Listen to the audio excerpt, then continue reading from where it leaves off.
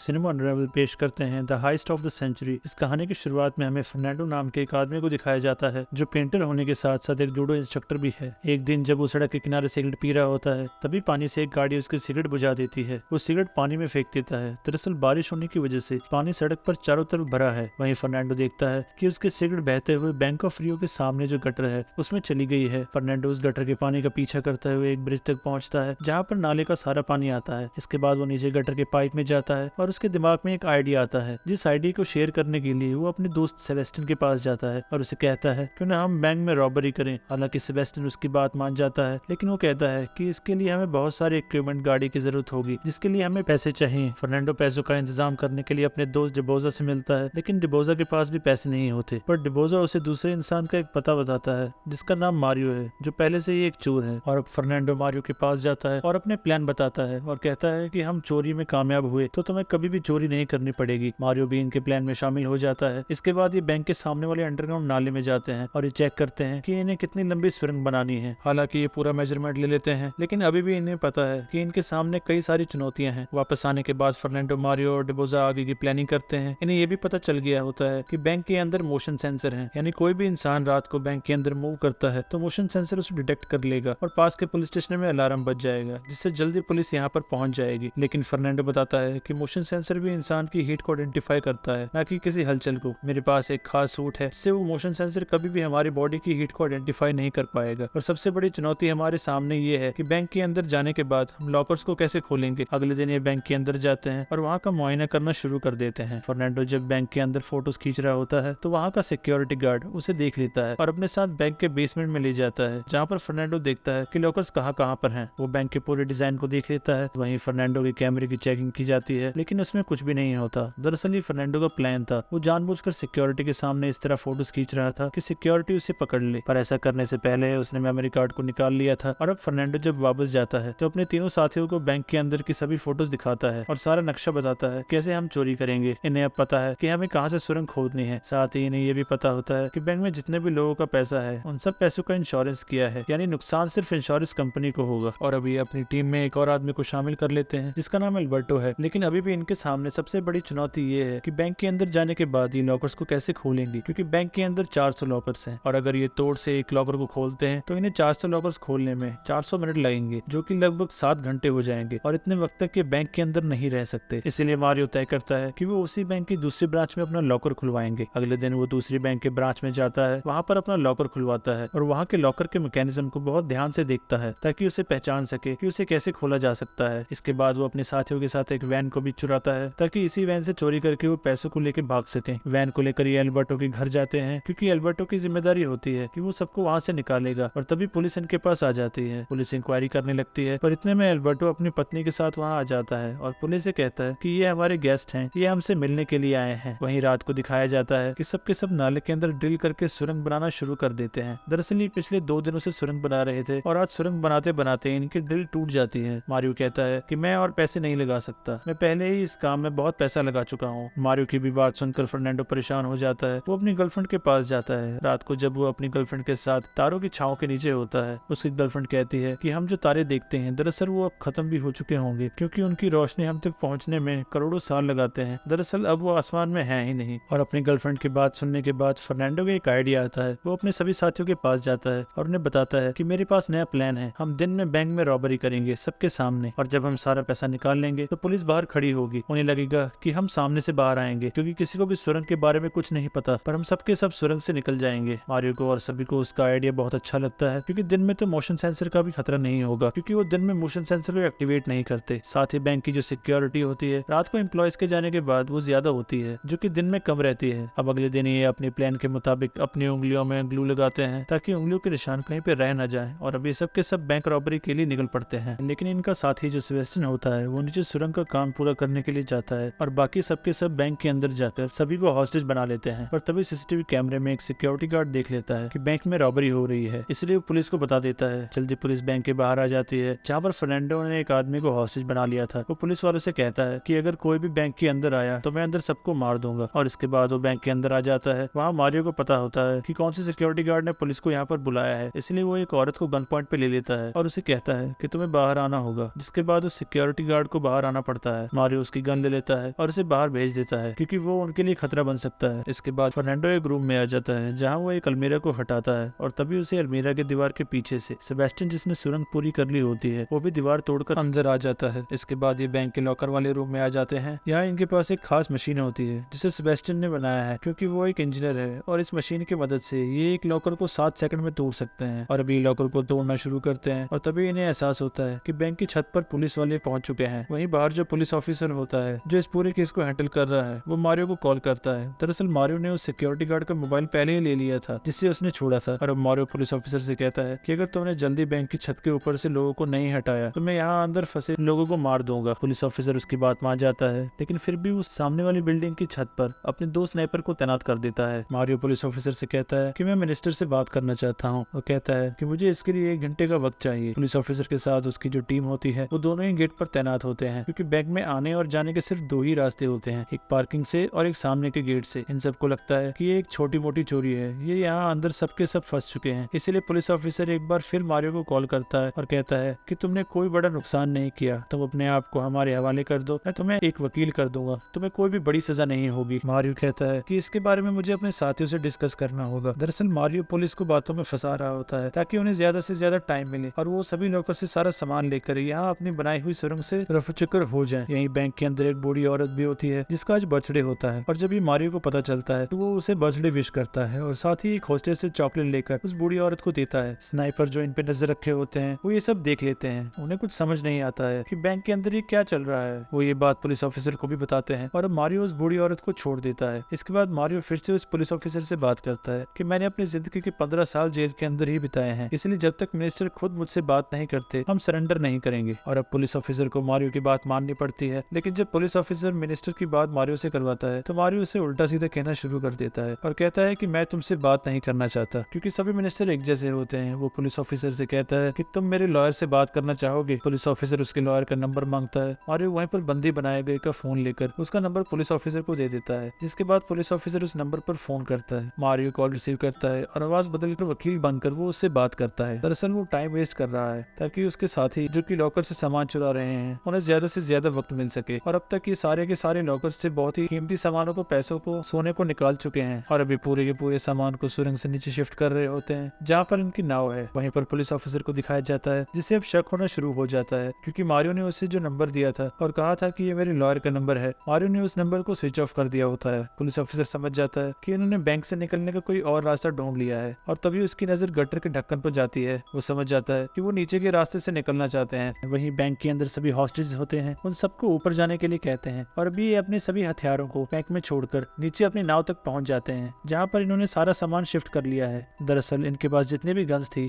वो असली गन्स नहीं थी बल्कि वो खिलौने थे क्योंकि फर्नांडो कभी भी किसी को नुकसान पहुंचाना नहीं चाहता था। बैंक के अंदर जितने भी लोग होते हैं उन्हें पता चल चुका है कि लुटेरे यहाँ से जा चुके हैं, इसलिए वो अपने मोबाइल फोन से अपने रिलेटिव को कॉल करके ये बता देते हैं कि वो पूरी तरह से सुरक्षित हैं। पुलिस ऑफिसर जब तक पूरी गेम समझ चुका है वो पुलिस की एक टीम को गटर के उस हिस्से में भेजता है जहाँ से बाहर निकला जाता है और वो खुद अपनी एक टीम के साथ बैंक के अंदर जाता है। वहीं हमें फर्नांडो को और उसके साथियों को दिखाया जाता है जो नाव पे होते हैं। दरअसल इन्हें पता था कि पुलिस वालों को पता चल सकता है कि ये गटर के रास्ते से निकलने की कोशिश करेंगे, इसलिए पानी में इन्होंने एक छोटा सा डैम बना दिया था ताकि पानी का बहाव दूसरी दिशा में बहने लगे और ये अपनी नाव से दूसरी दिशा की तरफ निकल जाएं, जो इन्होंने बहुत ही खूबसूरती से कर लिया होता है। वहीं पुलिस ऑफिसर को सुरंग भी मिल जाती है जहाँ से सबके सब भागे थे। वहाँ पर उन्होंने एक बॉम्ब भी रखा होता है, पर पुलिस ऑफिसर को जल्दी पता चल जाता है कि सारे हथियार और बॉम्ब सब कुछ नकली था। पर अब बहुत देर हो चुकी है क्योंकि ये सारा का सारा पैसा और सोना लेकर एल्बर्टो के घर पहुंच चुके हैं और इन्होंने उन गाड़ियों को भी जला दिया है जिन गाड़ियों को इन्होंने इस्तेमाल किया था। इसके बाद ये रॉबरी के सारे सामान को, पैसों को आपस में बांट लेते हैं। कुछ महीने बीत जाते हैं और अब इन सबकी जिंदगी बदल चुकी है, ये बहुत अमीर बन चुके हैं। लेकिन एक दिन फर्नांडो की पत्नी को पता चल जाता है कि उसका दूसरी किसी लड़की के साथ अफेयर है। इस बात से गुस्सा होकर वो पुलिस के पास जाती है और उन्हें बता देती है कि कुछ महीने पहले बैंक में जो रॉबरी हुई थी उसमें उसके पति भी शामिल थे। पुलिस फर्नांडो को और उसके सभी साथियों को साथ पकड़ लेती है और अब उसे जेल हो चुकी है, पर इनके पास नकली हथियार थे और ना ही इन्होंने किसी को नुकसान पहुंचाया था, इसीलिए इन्हें बहुत लंबी सजा नहीं होती। 7 महीने बाद फर्नांडो को छोड़ दिया जाता है। उसे मारियो अपनी बहुत ही शानदार कार में लेने के लिए आता है। दरअसल फर्नांडो ने इसका भी प्लान पहले से बना रखा था, इसीलिए उसने जानबूझकर नकली हथियारों का इस्तेमाल किया था ताकि इन्हें लंबी सजा ना हो। साथ ही बैंक के लॉकर्स में जितना भी सामान होता है उसका बैंक के पास कोई रिकॉर्ड नहीं होता, इसीलिए इन्होंने पहले ही अपने आधे पैसों को छुपा दिया था ताकि अगर ये पकड़े भी जाएं तो पुलिस को इनके पास पूरा पैसा ना मिले। हालांकि बैंक ने $25 मिलियन